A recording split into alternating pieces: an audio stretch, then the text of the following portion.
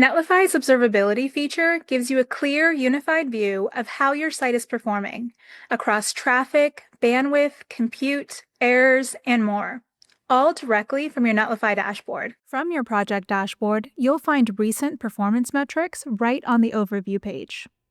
You can click into observability to dive deeper here or access the feature through your navigation. Here, you can explore up to 30 days of real request data, with flexible ways to filter, sort, and group what you're seeing. Observability captures every request in real time, including status codes, latency, function execution details, errors, cache behavior, user agent data, and any logs from your functions or edge functions. To help you find insights faster, the feature includes quick actions, which are predefined filters, groupings, and sort combinations that instantly surface useful patterns and key insights, such as your most popular URLs, bandwidth-heavy pages, or slow-loading endpoints. Quick actions also give you a sense of what's possible in observability by showing your data in different configurations.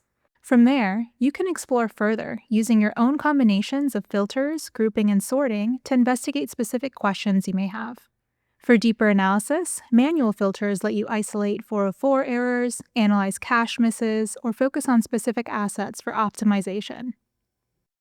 Netlify also groups related values for you, such as multiple status codes or user agent categories, to make patterns easier to spot.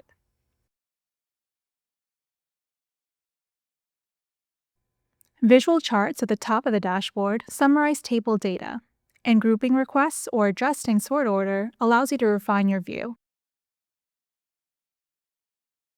When requests are not grouped, you can drill down to see details like user, agent, refer, IP address, geolocation, and the functions or edge functions invoked during each request. Observability is available on all credit-based plans, with data retention ranging from 1 hour on free plans to 7 days for personal and 30 days for pro and enterprise.